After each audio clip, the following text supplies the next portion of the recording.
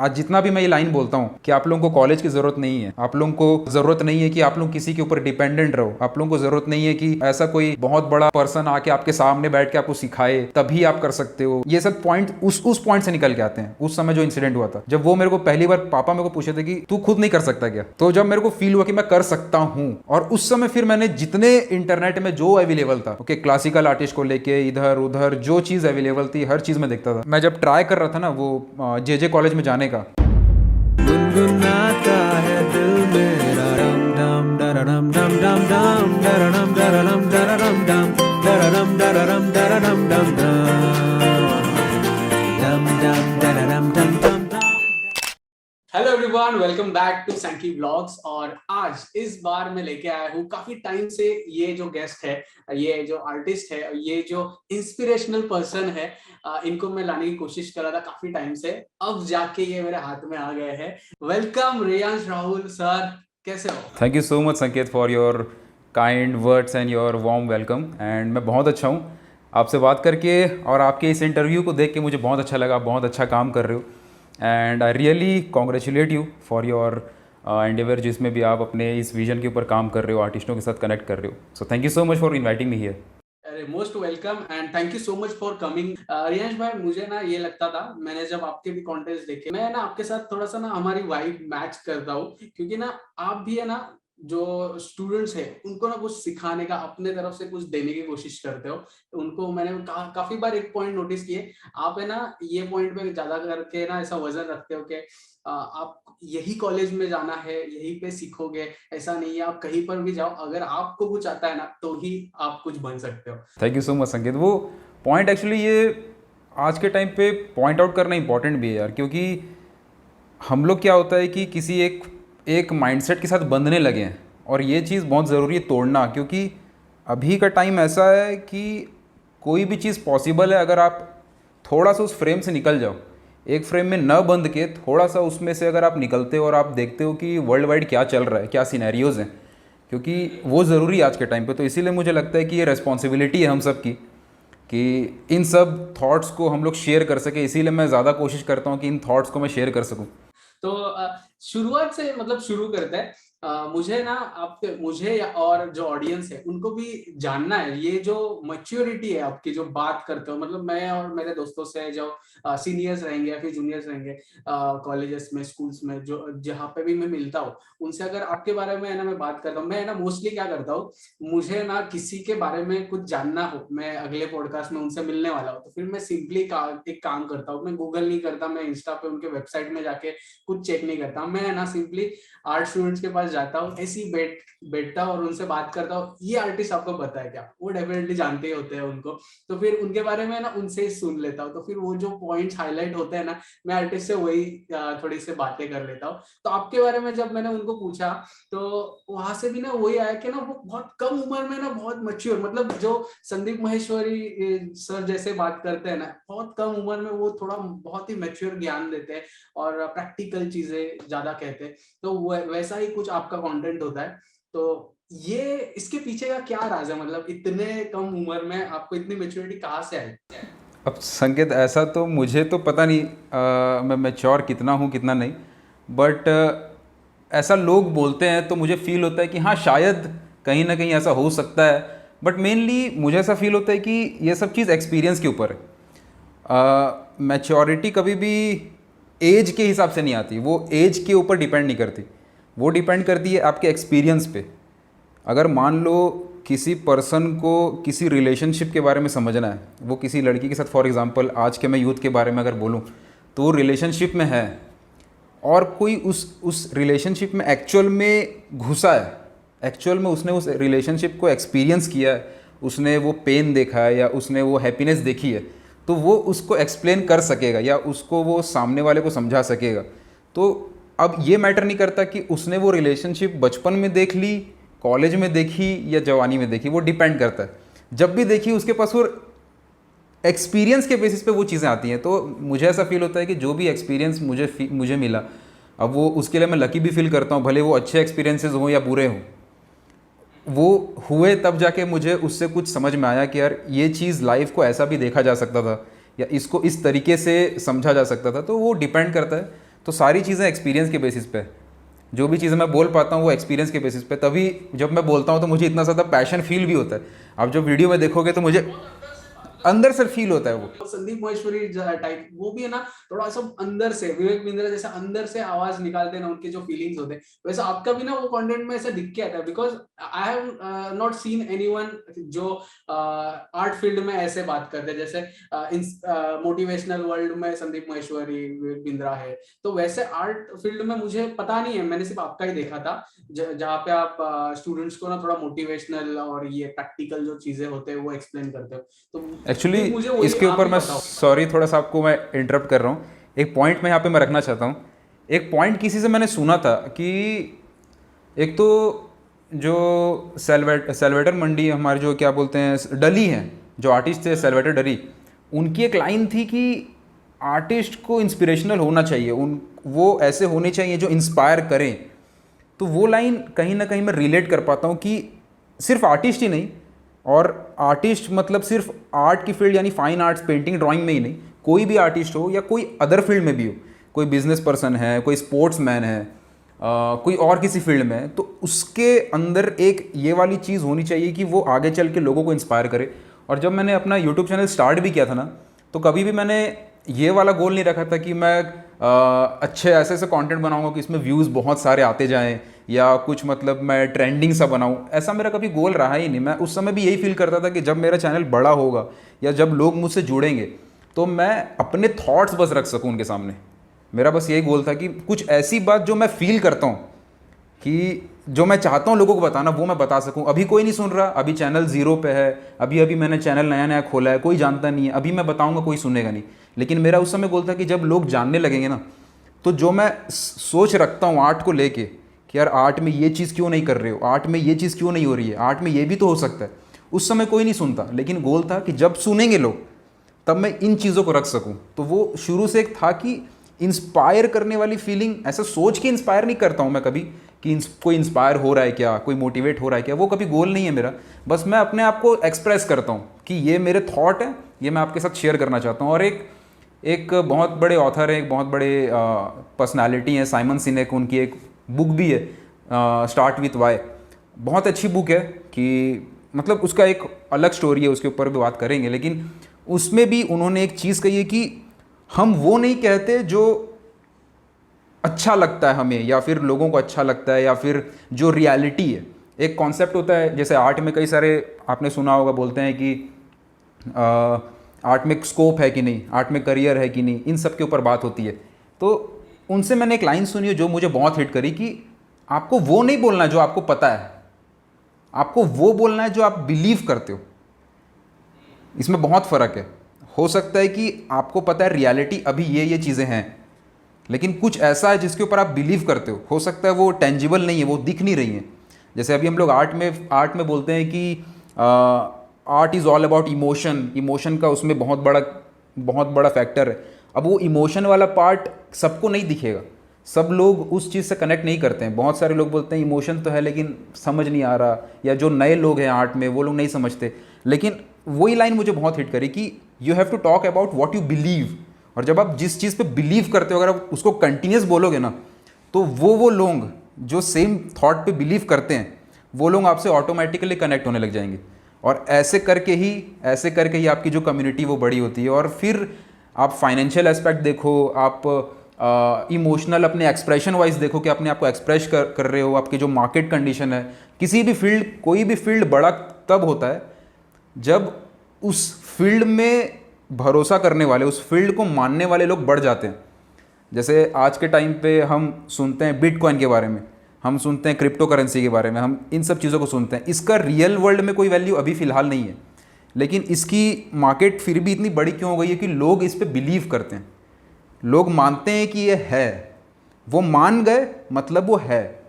वैसे ही आर्ट में जब हम लोग अपने आप को एक्सप्रेस करेंगे, इसलिए मैं जितने भी लोग मुझसे कनेक्टेड हैं पर्सनली, जितने लोग ट्रेनिंग में और इधर उधर मुझसे कनेक्टेड है, मैं हर किसी को बोलता हूँ कि आप लोग जब वीडियोस बनाते हो तो अपने आप को एक्सप्रेस करो। जब आप लोग अपने आप को, और बड़ी तादाद में जब बहुत सारे एस्पायरिंग आर्टिस्ट, अब वो मैटर नहीं करता कि उनके 100 फॉलोअर हैं या 1 करोड़ फॉलोअर हैं, उनके अगर 100 फॉलोअर भी हैं या 10 फॉलोअर भी हैं, ओके, 10 लोग भी उनको फॉलो करते हैं, लेकिन वो अपने आप को एक्सप्रेस कर रहे हैं ना दिल से, जो वो बिलीव करते हैं, तो वो मार्केट जो है, आर्ट की मार्केट ऑटोमेटिकली बढ़ने लग जाएगी। तो ये बहुत ज़रूरी है। आप गैरी वी को सुनते हो, देखते हो? क्या बात है। मतलब पहली बार ऐसा हो रहा है, मैं अभी तक बहुत सीनियर जो उम्र में है वैसे आर्टिस्ट से पॉडकास्ट कर रहा था, उनसे मिल रहा था, तो उनको ना जब मैं ये सारे नाम कहता था, विवेक बिंद्रा, संदीप महेश्वरी, खैर उनको पहचानते हैं सब लोग, विवेक बिंद्रा थोड़ा बिजनेस वर्ल्ड में आ जाते हैं, तो वो गैरी वी और ऐसे सारे ग्रैंड कार्डन, ये जो है लोग, ये इनको वो ज्यादा पहचानते नहीं थे, बट ये जो पॉडकास्ट है ना, इसमें ना आप और मैं ना बहुत रिलेट करोगे क्योंकि मैं भी वही कंटेंट कंज्यूम करता हूँ जो आप करते हो। तो यहाँ पे है ना बहुत ही ज्यादा यंग यूथ है ना जो अभी देखने वाले हैं, उनको काफी रिलेट होने वाला है। तो डेफिनेटली आप थोड़ा सा ना एक थोड़ा सा मसाला जो रहता है ना पॉडकास्ट में, थोड़ा सीरियस टॉपिक है, मैं ना मोस्टली थोड़ा फन और लाइट रखता हूँ पॉडकास्ट, बट ये जो है वो आर्ट से रिलेटेड है। आई एम श्योर आपने देखी होगी, मैं शेयर स्क्रीन करता हूँ, ये वीडियो देखो और आपके जो व्यूज है वो शेयर करते हैं, ठीक है? ये आपने देखा? ओके, आ गया। हाँ,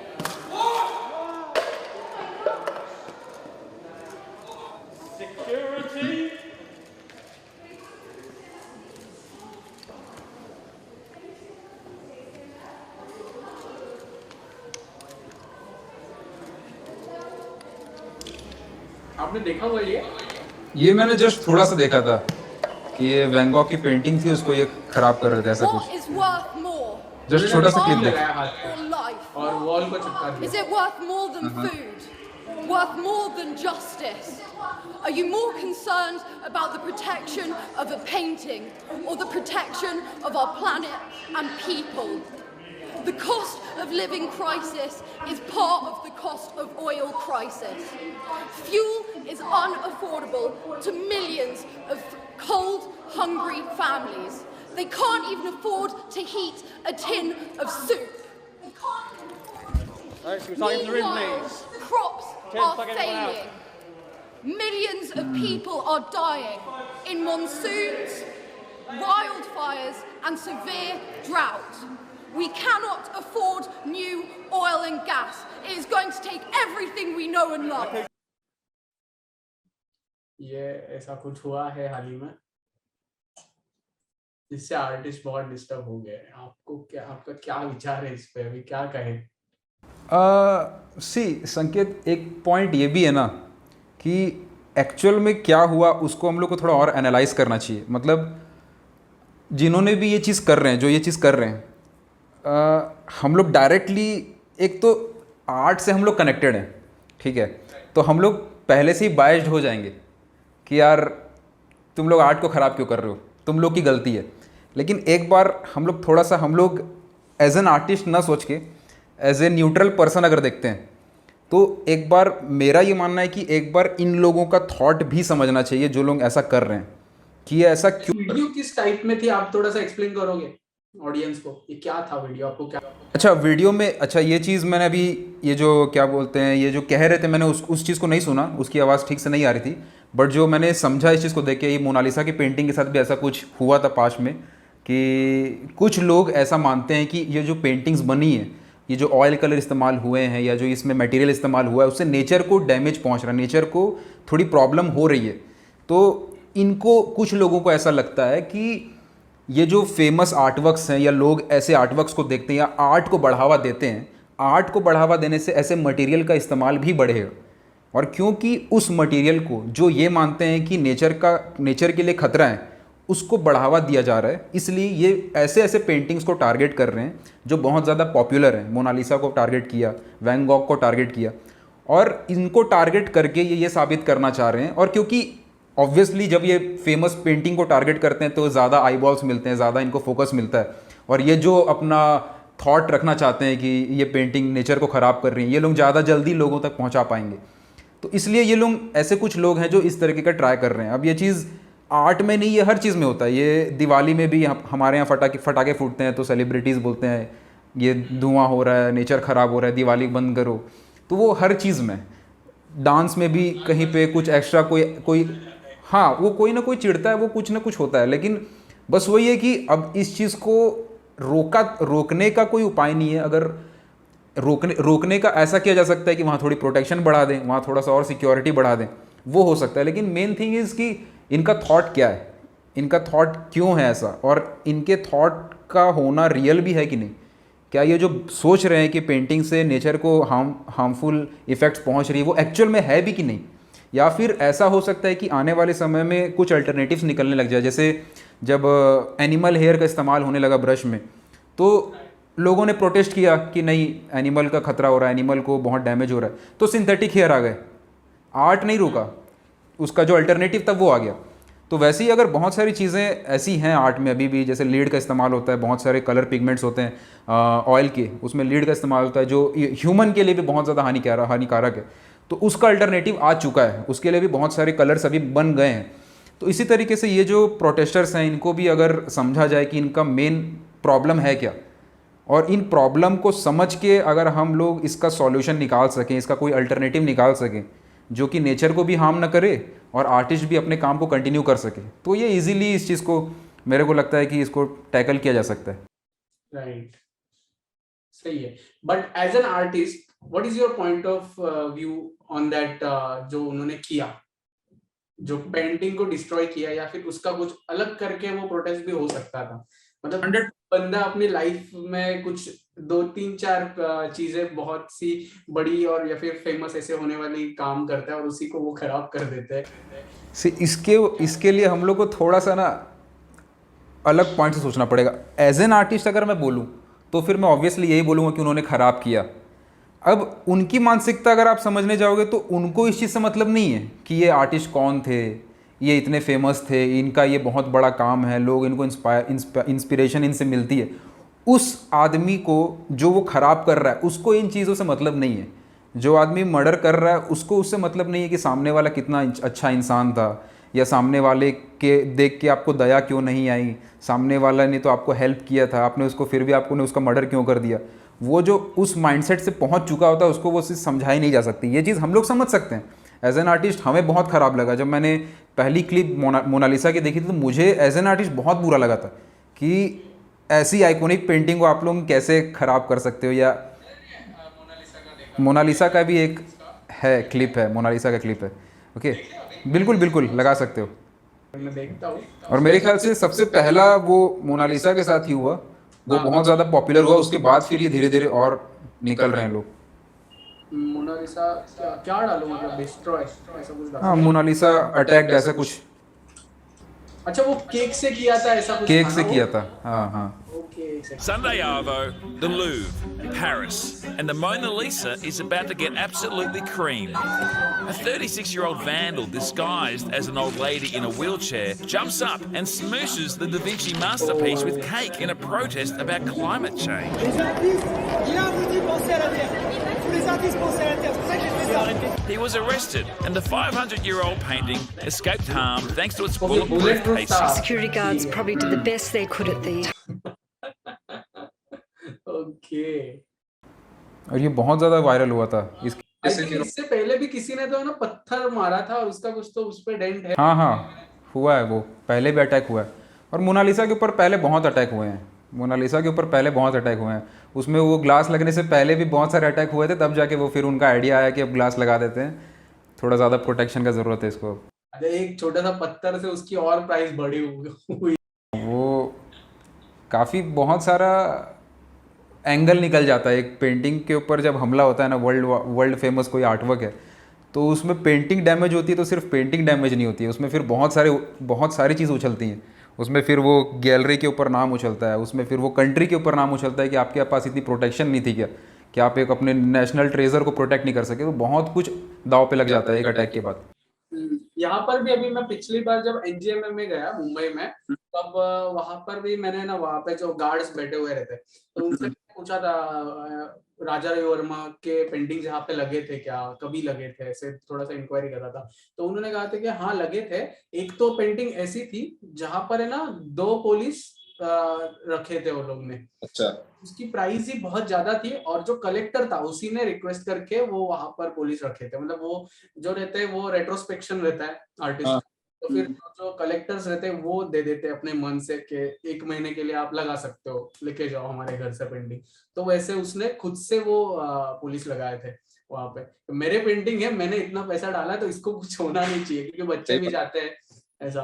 कल ही आई थिंक कल मैंने के कृष्णन उनसे जो आर्टिस्ट है आप जानते होंगे, तो उनसे जब मैंने पॉडकास्ट किया तब उन्होंने भी एक पॉइंट रखा, कहते हैं कि ना एनजीएमए में एक सर्टन एज रहनी चाहिए, सर्टन एज रहनी चाहिए बच्चों के लिए, कि इस एज के बाद ही उनको जाना चाहिए, क्योंकि वो जो बच्चे रहते हैं उनके लिए वो पिकनिक होता है, but they don't know the price, और जो उस पेंटिंग की कीमत होती है या फिर जो आर्टिस्ट का जो मेहनत होती है वो उनको पता नहीं है। वो एक पिकनिक के रूप से जाते हैं और 40-50 बच्चे एक साथ जाते हैं, तो वहां के गार्ड्स तो एक एक बच्चों को हाथ पकड़ के साइड में तो नहीं कर सकते। तो गलती से अगर कुछ पेंटिंग को हो जाता है तो उसके वजह से वो एज के बाद जाना चाहिए, ऐसा उनका पॉइंट ऑफ व्यू। नहीं ऑब्वियसली वो अब वो बहुत छोटे बच्चों को ले जाके मतलब भी नहीं है वहाँ पे। वो पेंटिंग को जब समझ ही नहीं पाएंगे, वो पेंटिंग को देखने जा ही नहीं रहे, तो उनको ले जाने का मतलब भी नहीं है फिर, वो ऑब्वियस सी बात है। आपका थोड़ा बैकग्राउंड बताइए, अभी आपकी एज क्या है? मेरी एज है अभी 25। ओ भाई साहब, आप तो सिर्फ 3 साल बड़े हो मेरे से। But super. और यूट्यूब करियर कब चालू किया था आपने? यूट्यूब पे चैनल अभी जो है उसको मैंने 2019 में शुरू किया था, और अभी जो है इसलिए मैंने बोला क्योंकि उससे पहले मैंने 3-4 चैनल चलाए हैं, उसको बंद भी कर चुका हूँ मैं। चलो उसके बारे में बात करते हैं। कौन सा पहला चैनल था और किस बात? पहला चैनल मेरे को याद भी नहीं है कि मेरा पहला चैनल कौन सा। एक चैनल मैंने खोला था, राहुल नाम से ही खोला था। उसमें क्या है ना, मैं कुछ भी बना के डालता था, मतलब कि अब उस समय जब मैं इसको बनाता था ना वीडियो को, तो उस समय टाइम लैप्स मुझे पता नहीं था कि वीडियो को फास्ट भी किया जा सकता है। मैं क्या सोचता था कि ये वीडियो चल रही है, मुझे ही फास्ट बनाना पड़ेगा, ऐसा मैं सोचता था। तो मैं मोबाइल को लगा देता था और एक स्टोरी में, मुझे मतलब स्टोरी बनाने का बहुत इंटरेस्ट आता है कि मैं ड्राइंग करूं, पीछे में एक स्टोरी चले और वो स्टोरी में जो बोला जा रहा है उसको मैं कहानी में आर्ट बना के दिखाऊं। तो वो मतलब कि उस टाइप की वीडियो से मैंने शुरू किया था। तो मैं मोबाइल को मैंने सेट किया हुआ है और सॉन्ग मतलब वो स्टोरी बज रही है, और ऐसा था सीन कि वो बज भी रही है, ये रिकॉर्डिंग भी हो रहा है, मैं रोक भी नहीं रहा हूँ किसी चीज़ को, बस मैं फटाफट वहाँ सामने बना रहा हूँ, पेपर पलट रहा हूँ, बना रहा हूँ, पेपर पलट रहा हूँ। फिर मुझे 2-4 साल बाद समझ में आ रहा है यार लोग ऐसे नहीं बनाते हैं, वो लोग एडिटिंग करते हैं उसको, फिर उसको तेज करते हैं, तब मुझे समझ में आ रहे बेकार में इतने पन्ने खराब कर रहा था। तो वो वैसे शुरुआत। ये बात है 12th के बाद की। 12th के बाद जो भी एक्सपेरिमेंट मैंने आर्ट को लेके किए हैं ना, मतलब इस चैनल, यूट्यूब का चैनल हो, सोशल मीडिया जो भी है, सब 12th के बाद मैंने स्टार्ट किया, क्योंकि उसी समय मैंने पहला स्मार्टफोन लिया था। उसी के बाद मैंने सारा एक्सपेरिमेंट उसी समय ही शुरू किया। ये आजकल की जनता को, नए जो जेन जी है, उनको पता नहीं चलेगा हमारा जो वो स्ट्रगल वो नहीं समझ सकते। आजकल लोग पैदाइशी स्मार्टफोन के साथ हो रहे हैं, उनको नहीं पता कि वो पहले कितने स्ट्रगल थे। हाँ। बच्चा पैदा होता है तब हमारे टाइम पे कुछ ऐसे बच्चे के लिए जो छोटे बच्चों का जो सेट रहता है वो लेते हैं, इनको सेट में ही फोन मिल जाता है। और वो उस समय नहीं था तो अच्छी भी बात है, अपने टाइम वो नहीं था। मैं तो ये सोचता हूँ कि हम लोग सबसे लकी जनरेशन है कि हम लोग वो जनरेशन, हम लोग इंजॉय भी कर लिए अपने बचपन को, अपनी उस लाइफ को, और हम लोग अभी टेक्नोलॉजी एज में, इस इंटरनेट के एज को भी जी रहे हैं। दोनों के बीच में हम लोग कहीं। स्ट्रगलिंग एज हमारा नहीं हुआ। जो हमसे पहले वाली जो आर्टिस्ट जनरेशन है ना, उनको लॉकडाउन में बहुत तकलीफ हुई। जो हाँ, वो उनके लिए समझने को उनको तकलीफ, थोड़ी सी देर लगी, तो उस वजह से उनका फाइनेंशियल स्टेबिलिटी भी थोड़ा सा ये हिल गया। आपके बारे में बताइए, लॉकडाउन में आपका कैसा हुआ? मतलब लॉकडाउन मेरी लाइफ का सबसे प्रोडक्टिव साल था। मतलब कि लॉकडाउन में जितना मैंने सीखा, शायद ही किसी साल में मैंने सीखा होगा। वो बचपन से लेके स्कूल, कॉलेज सब चला गया, कहीं पे मैं इतना नहीं सीखा जितना मैंने लॉकडाउन में सीखा। मैं ऑनेस्टली बता रहा हूँ, क्योंकि तो सीखा ना, उसमें से थोड़ा सा हमें भी शेयर कर दीजिए। तो बिल्कुल मैं आपको छोटा सा मतलब कॉन्टेक्स्ट देता हूँ। लॉकडाउन से पहले मैं अपनी क्लासेस रन करता था, और क्लासेस में रन कर रहा था करीब मतलब क्लासेस तो मैं वैसे और पहले से रन करता था, लेकिन जो करंटली मैं एक एकेडमी रन करता था, अरेना आर्ट एकेडमी, जिसको मैं काफ़ी सीरियसली मैं उसके अंदर घुस गया था। मतलब उससे रिलेटेड मैं सोशल मीडिया पे कंटेंट बनाना, वो सब चीज़ें मैंने शुरू की थी, तो वो काफ़ी अच्छा ग्रो हो गया था वो। अब लॉकडाउन जब आया तो लॉकडाउन से कुछ महीने पहले तक लॉकडाउन लगेगा ये किसी को पता नहीं है। कुछ महीने पहले तक मैं सोच रहा हूँ सिर्फ कि ये क्लास को मुझे अभी एक बार बंद करना है, क्योंकि उस समय मेरे पास बहुत सारे प्लान्स थे जिसके ऊपर मेरे को काम करना था। लेकिन मैं कैसे बंद करूँ इसको, मेरे को समझ नहीं आ रहा था मैं क्या बोलूँ, घर वालों को क्या बहाना दूँ कि मुझे क्यों बंद करना है। अब चलती फिरती कोई एकेडमी है जो बहुत अच्छे लेवल पे चल रही है, उसको आप क्या बोल के बंद करोगे? ऑफलाइन था क्या एकेडमी? ऑफलाइन था, ऑफलाइन। ओके, और वो क्या बहाना था, मतलब अभी तो बता सकते हो अभी घर पे? वो मैं आपको बताता हूँ, बहाना एक्चुअली मैं मार पाया नहीं। ओके, बहाना मारने से पहले ही लॉकडाउन आ गया और लॉकडाउन मेरा बहाना बन गया। ओके ओके, ठीक है। क्यों बंद करना था, मतलब एक मुझे इसलिए बंद करना था क्योंकि मुझे ऐसा लगता था कि ये मैं बहुत अपने आप को लिमिट कर रहा हूँ। ये ऑफलाइन एकेडमी में मेरा बहुत टाइम लगता था, और क्योंकि बैचेस मैंने बढ़ा दिए थे तो काफ़ी बैचेस और आ गए थे। एक बार के लिए तो मैंने रोक दिया था कि इससे ज़्यादा और नहीं ले सकता मैं, और स्टूडेंट मुझे नहीं चाहिए। तो क्योंकि एक टाइम मैं रखता था प्रैक्टिस के लिए, एक टाइम रखता था कमीशन वर्क्स के लिए, एक टाइम रखता था क्लासेस के लिए। 3 हिस्सों में मेरा लाइफ बटा था, प्रैक्टिस, कमीशन वर्क और एकेडमी। सर की तकलीफ है। बहुत इतना बिजी शेड्यूल था उस समय कि मैं सुबह उठने से लेके काम शुरू होता था रात के 2 बजे तक, और वो डेली का रूटीन था, डेली का।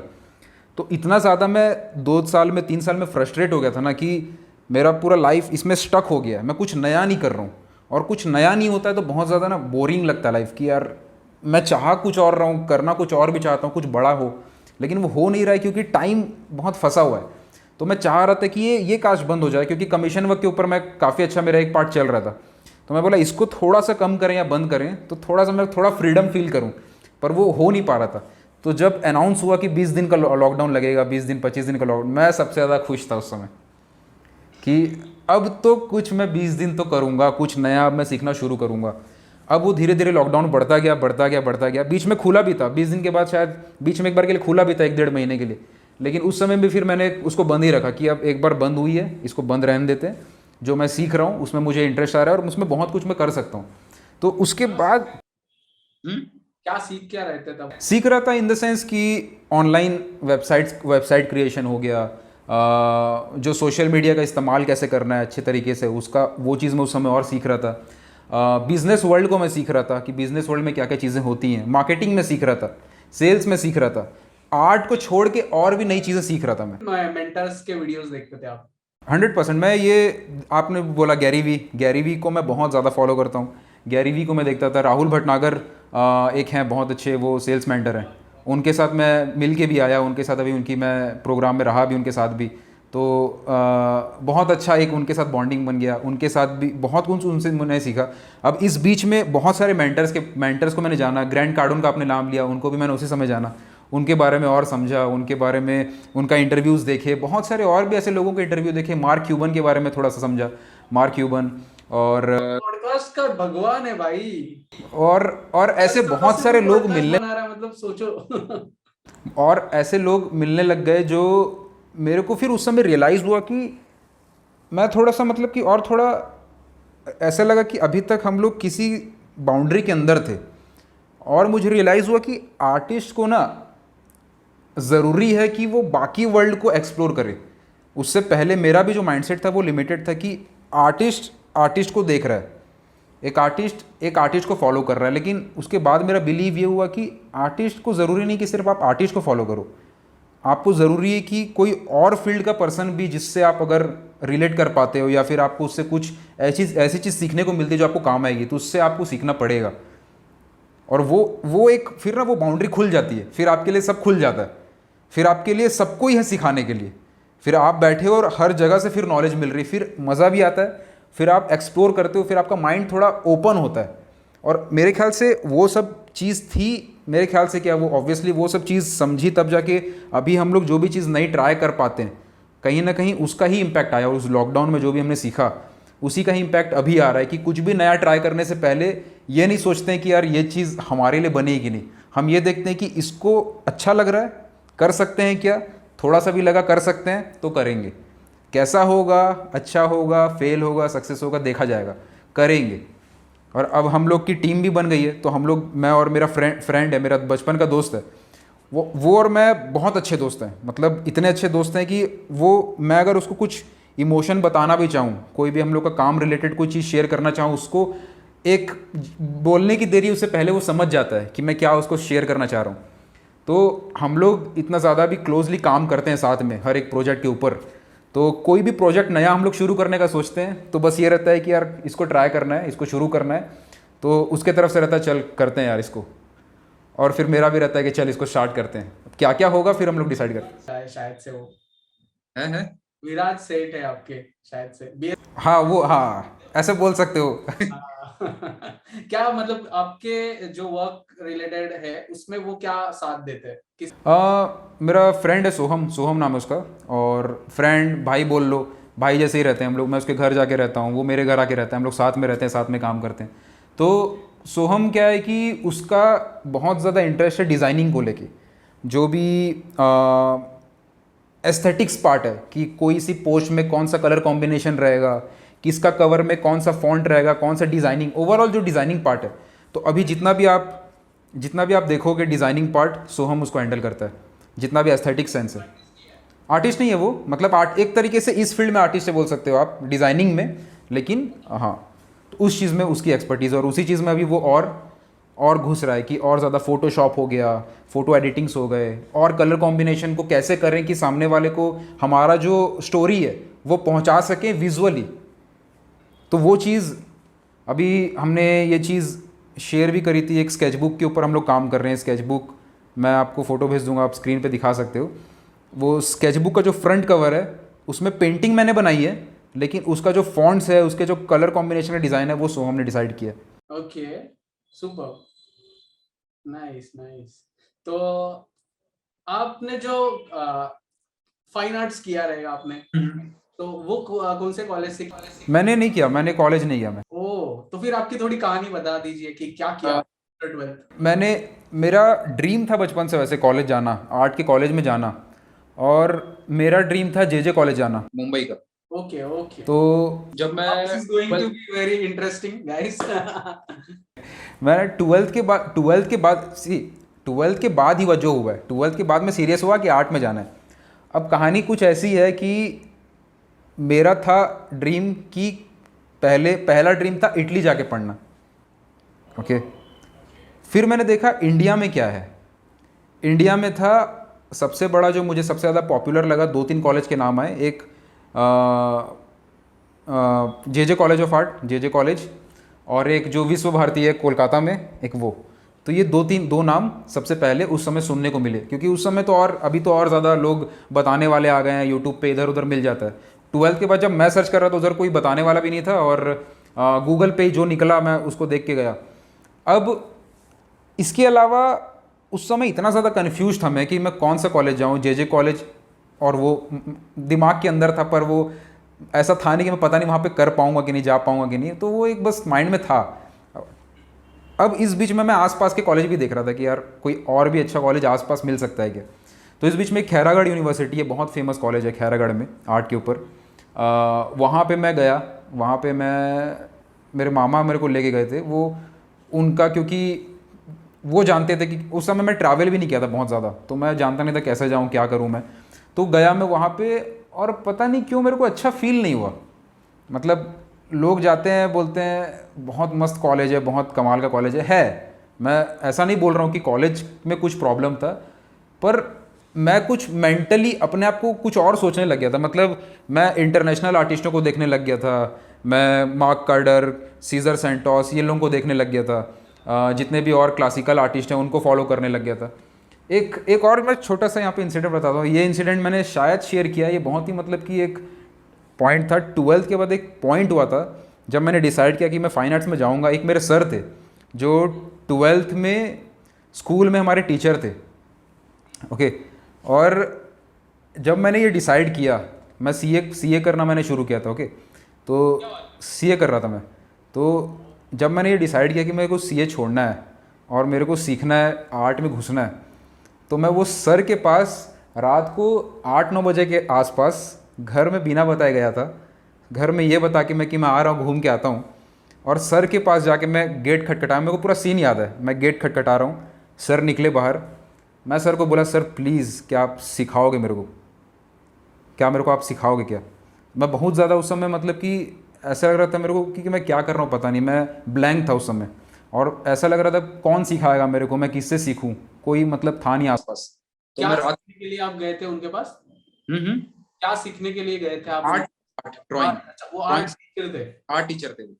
तो मैं जाके उनको पूछा कि सर आप सिखाएंगे क्या, और मैं घर में बिना बताया आया था, तो मेरे पास फीस भी नहीं थी कि मैं कहाँ से फ़ीस देता। तो सर क्योंकि मेरे को पहले से जानते थे, और सर मेरे को पहले से, सर के पास मैं बचपन में कुछ महीने सीखा भी हूँ, तो सर मेरे को अपने मतलब कि बहुत प्यार करते थे सर मेरे को, क्योंकि मैं ड्राइंग के मामले में बचपन में भी सीरियस था। हालांकि उस समय मैं प्रोफेशन वाइज तो दूर की बात थी, लेकिन सीरियस था। तो सर प्यार बहुत करते थे। और 11th-12th में जब मैं पढ़ाई में था सिर्फ, तो सर से मिलना जुलना होता था। लेकिन जब मैं उस समय 12th ख़त्म करने के बाद सब कुछ वहाँ पे सर के पास गया, सर फीस तो नहीं दे पाऊँगा, आप सिखाएंगे क्या? तो सर एक लाइन बोले कि तेरे को नहीं सिखाऊंगा तो किसको सिखाऊंगा, ठीक है। तो मैं वहाँ पे गया, रात को वहाँ बैठा सर के पास, सर के सामने बैठा था। सर बात कर रहे हैं कि क्या कर रहा है अभी, तेरा तो मतलब पढ़ाई में था, अब क्या अचानक कैसे इसमें शिफ्ट कैसे कर रहा है? तो सर थोड़ा सा अपना स्टोरी भी बताए कि उनका स्ट्रगल स्टोरी भी बताया आर्ट को लेके, और भी कुछ मतलब स्ट्रगल्स भी बताए, थोड़ा सा मोटिवेट भी किए। तो सारी चीज़ उस समय मिक्स्ड फीलिंग थी, कुछ समझ नहीं आ रहा था क्या करूँ मैं आगे। तो अब घर में बताया, बिना बताए मैं सर के पास क्लास लेना शुरू किया था। तो हर दिन में मैं ये बोल के जाता था घर में कि मैं आ रहा हूँ दोस्त के पास से, मैं आ रहा हूँ घूम के, और जाके मैं वहाँ पे ड्राइंग सीखता था। और जब जाके मैं वहाँ पे सर के घर में बैठता था, सर एक अपना कोई स्केच बना के देते थे, मैं उसको स्केच को प्रैक्टिस करता था। तो वहाँ पे एक लड़का और आता था, वो दूर से आता था, तो वो भी साथ में सीख रहा था। ऐसे करते करते 1-2 महीने बीते, और एक बार वो मेरे सामने फ़ीस दे रहा था सर को। तब मेरे को बहुत ख़राब लगा कि यार सर मेरे को सिखा रहे हैं, मैं फ़ीस नहीं दे पा रहा हूँ। तब मैं फिर डिसाइड किया कि मैं घर में बताऊँगा कि मैं सर के पास जाना शुरू कर चुका हूँ इतने टाइम से, और फ़ीस देना पड़ेगा ऐसे ऐसे करके। तो घर में बताया, घर में पापा तो पहले से सपोर्टिव थे कि तेरे को जो करना है कर। मम्मी को भी समझाया। फिर मैं बताया कि मैं सीए छोड़ना चाहता हूँ, इस चीज़ में आना चाहता हूँ। तो फिर ऐसे करके सर के पास जाना मेरा कंटिन्यू हो गया। हर संडे क्लास चलती थी, हर संडे सर के पास जाते थे हम लोग। और मैं और सिर्फ एक लड़का और था, और बाकी सर के पास बच्चे लोग सीखते थे।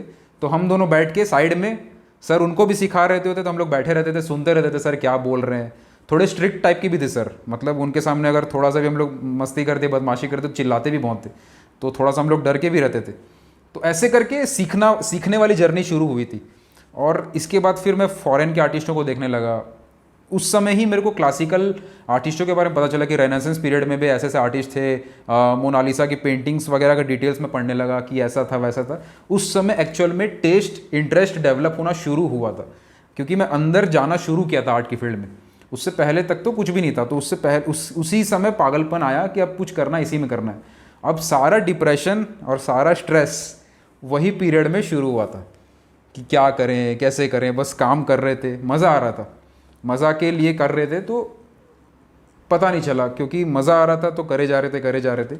क्योंकि उस समय कुछ आइडिया नहीं था ना कि करना क्या है। बस सीए छोड़ दिया मैं, बीकॉम चल रहा था, लेकिन वो मैं एग्ज़ाम देने सिर्फ जाता था, तो घर में प्रैक्टिस करते रहता था। वही अगला क्वेश्चन था कि आपके जो फैमिली है उन्होंने सपोर्ट किया आपको आर्ट फील्ड में कंटिन्यू करने के लिए, but you are not doing any, मतलब डिग्री वाला भी नहीं आप कुछ कर रहे हो, तो फिर घर से तो कुछ ना कुछ तो कह रहेंगे ना कि कितने साल तक ये तू करेगा। एक और इंसिडेंट मैं आपको बताता हूँ। मेरे अंदर एक क्वालिटी है जो मुझे मेरे पापा से आई है, ठीक है। और वो क्वालिटी ये है कि मैं कर सकता हूँ। ये वाली जो क्वालिटी है वो, मतलब कि ऐसा मेरे को फील होता है कि वो पापा से ही आई है। तो 12th के बाद मैं बोला बहुत कि मेरे को बाहर जाके सीखना है या बहुत जाके ये करना है। तो पापा मतलब कि नहीं चाहते थे मैं बाहर जाऊँ, क्योंकि पापा मतलब कि इमोशनल हो जाता था कि यार तू दूर चला जाएगा, ऐसा वैसा। तो एक बात बोले कि तू एक काम कर, तू जो तेरे को सामान लग रहा है, तेरे को ये पेपर चाहिए, तेरे को ये कलर चाहिए, अगर तेरे को घर में ला दिया जाए, अगर तू घर में ला सकता है तो तू खुद नहीं सीख सकता क्या? ऐसे बोले मेरे को। तो फिर मैं बोला मैं सीख सकता हूँ, मैं खुद करूँगा। उस समय मैं डिसाइड किया कि मैं कहीं नहीं जाऊँगा। और वो पॉइंट है, और आज का पॉइंट है, आज जितना भी मैं ये लाइन बोलता हूँ कि आप लोगों को कॉलेज की ज़रूरत नहीं है, आप लोगों को ज़रूरत नहीं है कि आप लोग किसी के ऊपर डिपेंडेंट रहो, आप लोगों को ज़रूरत नहीं है कि कोई ऐसा कोई बहुत बड़ा पर्सन आके आपके सामने बैठ के आपको सिखाए तभी आप कर सकते हो, ये सब पॉइंट उस पॉइंट से निकल के आते हैं। उस समय जो इंसिडेंट हुआ था, जब वो मेरे को पहली बार पापा मेरे को पूछे थे कि तू खुद नहीं कर सकता क्या, तो जब मेरे को फील हुआ कि मैं कर सकता हूँ, और उस समय फिर मैंने जितने इंटरनेट में जो अवेलेबल था, ओके, क्लासिकल आर्टिस्ट को लेके इधर उधर जो चीज़ अवेलेबल थी हर चीज़ में देखता था। मैं जब ट्राई कर रहा था ना वो जे कॉलेज में जाने का, जे कॉलेज में जाने का जो थॉट था वो पहले का था, जब पापा का वो लाइन था कि बाहर मत जा यहीं सीख, उससे पहले मेरे को आता था थॉट। तो मैं बहुत कुछ पढ़ता भी था कि एंट्रांस में ये सवाल आएगा, मैं दिन भर बैठ के नोट्स निकालता था कि ये सवाल आएगा, कॉपी भर भर के कहीं ये ना पूछ लें कहीं ये ना पूछ लें। जे कॉलेज के 2-3 वहाँ पे सीनियर भैया लोग थे, उनसे मैंने कांटेक्ट किया कि आप लोग कैसे क्रैक किए थे, आप लोग के समय क्या सवाल आया था, मैं उनसे पूछता था। तो बहुत कुछ उस समय मैं ट्राई करता था। मैं कहीं फैमिली फंक्शन में भी जाता था तो अलग से एक रूम में बैठ के बस मैं प्रैक्टिस कर रहा होता था, या फिर वो सवाल खोज रहा होता था कि यार इसका आंसर क्या हो सकता है, कहीं मैं एंट्रांस में फेल ना हो जाऊँ, कहीं मेरा ये रॉन्ग ना हो जाए, कहीं मेरा ये ना छूट जाए जिसकी वजह से मेरा ये मतलब ये सपना टूट ना जाए।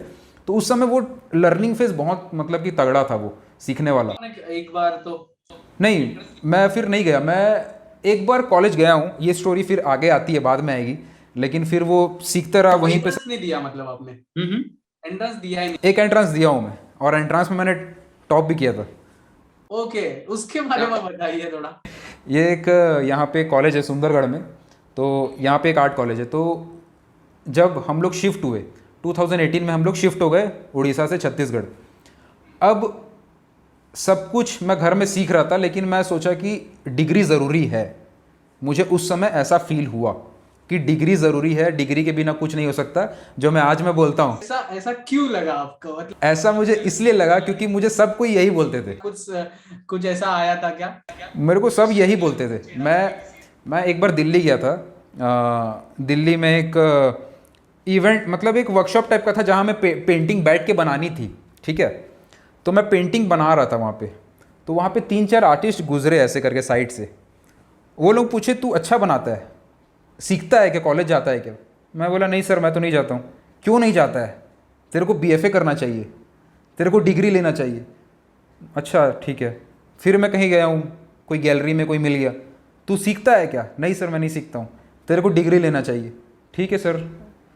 ऐसे कर करके एक माइंडसेट सब बना दिए थे मेरा कि तेरे को डिग्री लेना चाहिए, तेरे को ये लेना चाहिए। मैं जहाँ सुन रहा हूँ, जहाँ देख रहा हूँ, हाँ एक BFA की डिग्री होती होगी, मुझे पता भी नहीं था क्या होती है। लेनी चाहिए, सब बोलते थे लेनी चाहिए, बस ये फ्लो था बस।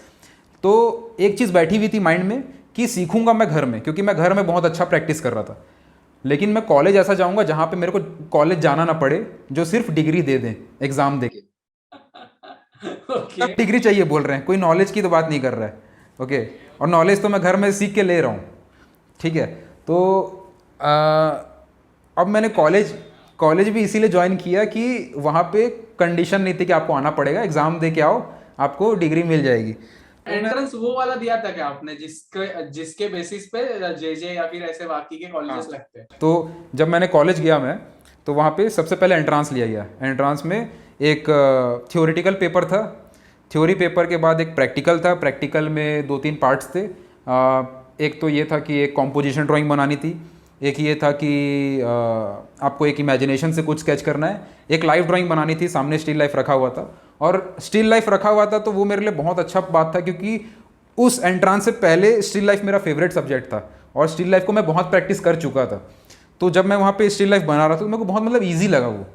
और जब वहाँ पे मैं किया तो जो प्रिंसिपल सर थे उनको बहुत अच्छा लगा वो।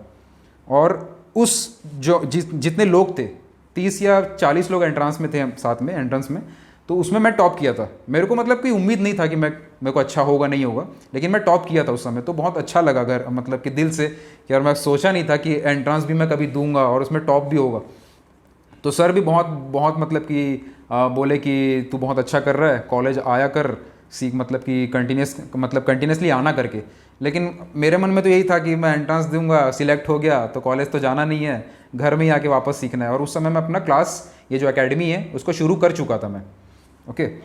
तो इसको मैं यहाँ ये संभालता था, दिन भर यहाँ काम करता था। उसके बाद जब वो कॉलेज में एग्ज़ाम होता था मैं जाता था।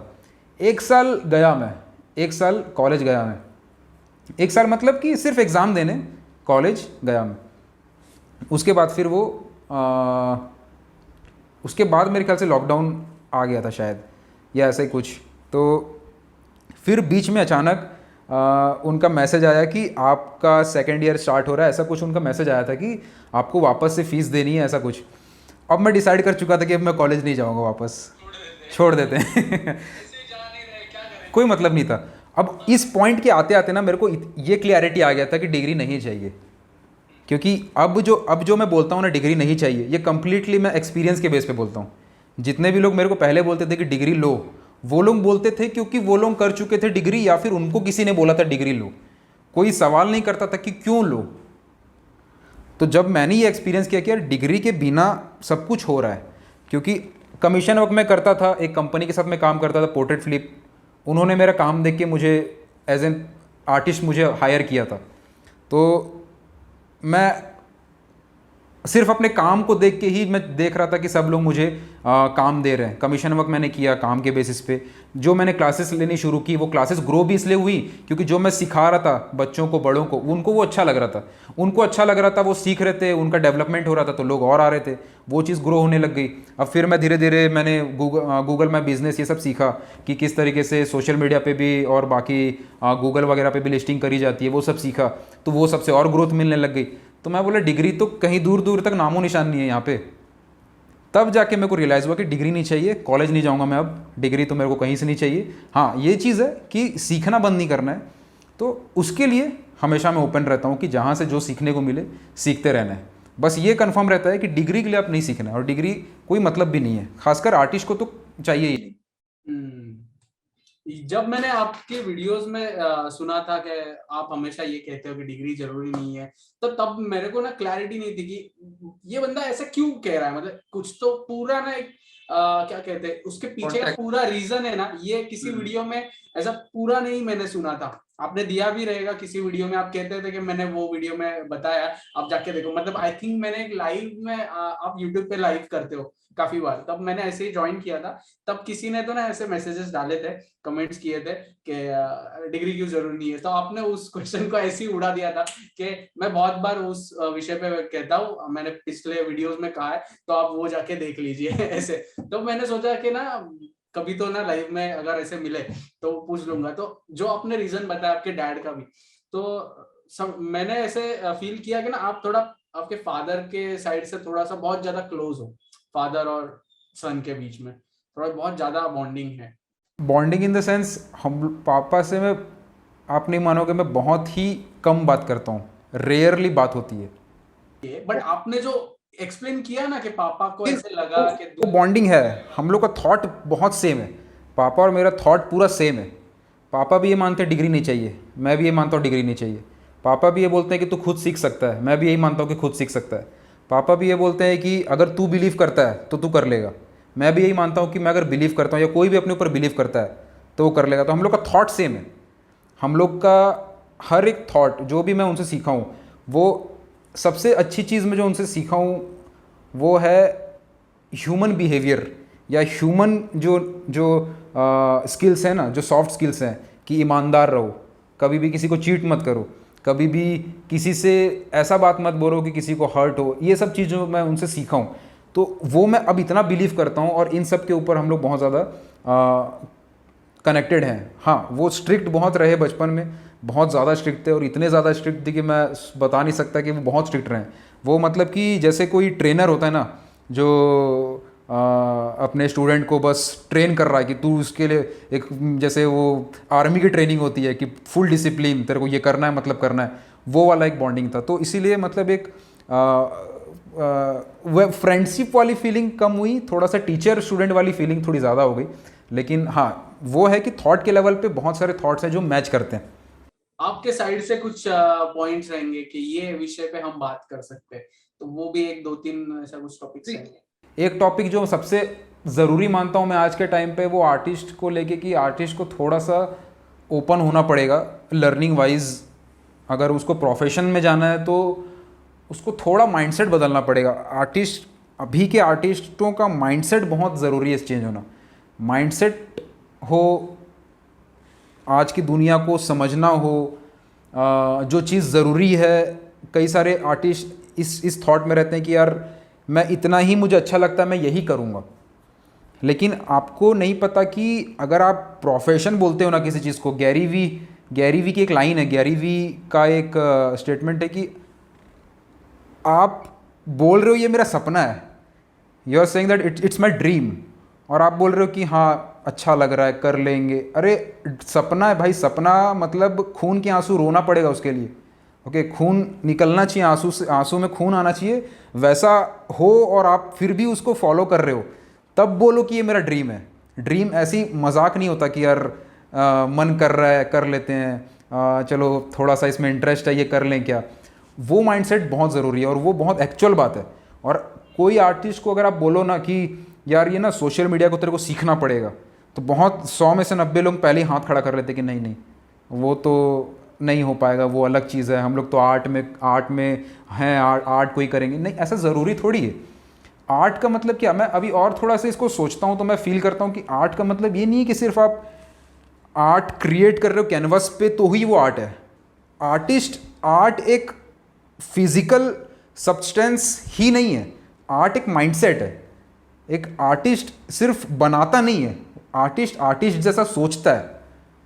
अगर मैं एक पेंटिंग बना रहा हूँ और मैं सोच रहा हूँ कि कैनवस पे ये भी हो सकता है, कॉम्पोजिशन बदली जा सकती है, कलर बदले जा सकते हैं, तो मैं वो चीज़ रियल लाइफ में भी सोच सकता हूँ कि मेरा सोशल मीडिया बदला जा सकता है, मैं नए स्किल सीख सकता हूँ, मैं अपना रूम का जो डेकोरेशन है वो बदल सकता हूँ क्या, जो मेरे टीम मेंबर्स हैं उनके साथ मेरा रिलेशन बना सकता हूँ क्या। तो आर्ट सिर्फ आर्ट नहीं है, वो एक पूरा माइंडसेट है। वो सिर्फ आप कैनवस पे अप्लाई नहीं करते हो, वो अपनी पूरी लाइफ में अप्लाई करते हो। तो वो चीज़ आज के टाइम पे बहुत ज़रूरी है कि आप पेंटिंग कर रहे हो, वो आपका पैशन है। मैं भी अभी भी होता है कि मैं जब पेंटिंग करता हूँ उससे ज़्यादा खुशी मेरे को कहीं फील नहीं होता। लेकिन बाकी चीज़ जो मुझे सीखनी है उसमें मुझे नहीं भी इंटरेस्ट आ रहा होता है, या फिर मुझे लग रहा होता है यार ये तो बहुत बोरिंग है, लेकिन मुझे ये लग रहा होता है कि ये ज़रूरी है आगे और लोगों तक पहुँचाने के लिए, या और आर्टिस्ट। इसी टॉपिक पे आपको पेंटिंग या फिर ड्राइंग करना पसंद आता है, या फिर जो पेंटिंग और ड्राइंग के जो पीस ऑफ कंटेंट आप अपलोड करते हो वो एडिट करके अपलोड करने में मजा आता है? पेंटिंग करना सबसे सेटिस्फाइंग काम है मेरे लिए। मैं ये मानता हूँ कि बहुत बार ऐसा होता है कि मैं पेंटिंग को टाइम बहुत कम दे पाता हूँ बहुत सारे काम की वजह से, लेकिन अभी भी बहुत सारे डिप्रेशन के बीच में मैं सिर्फ एक पेंटिंग बना लूँ ना तो मेरा सारा स्ट्रेस ख़त्म हो जाता है। मेरा वो पेंटिंग ही सब कुछ, एक पूरा सेटिस्फाइंग फीलिंग। मेरा मतलब एक पेंटिंग बनना और लाइफ का सारा टेंशन एक तरफ, वो पेंटिंग एक तरफ, ऐसा फील होता है। लेकिन ये भी लगता है कि अगर मैं बाकी चीज़ नहीं करूँ तो मैं अपना रेस्पॉन्सिबिलिटी को छोड़ दूँगा, क्योंकि उसी की वजह से मैं लोगों से जुड़ रहा हूँ, या फिर उसी की वजह से मैं लोगों तक एक अपने थॉट को पहुँचा पा रहा हूँ। अगर मैं अपने कंफर्ट जोन को नहीं छोड़ूंगा, या फिर मैं अपने थॉट्स को पहले खुद में तोड़ना नहीं सीखूंगा, या पहले खुद मैं अपने आप को स्ट्रेस में रखना नहीं सीखूंगा, तो मैं ऐसा हकदार कभी इस बात का कोई ले नहीं सकता कि मैं किसी और को वो चीज़ एडवाइस दे सकूं, या किसी और को वो बोल सकूं कि आप उस जॉनरा से बाहर निकलो।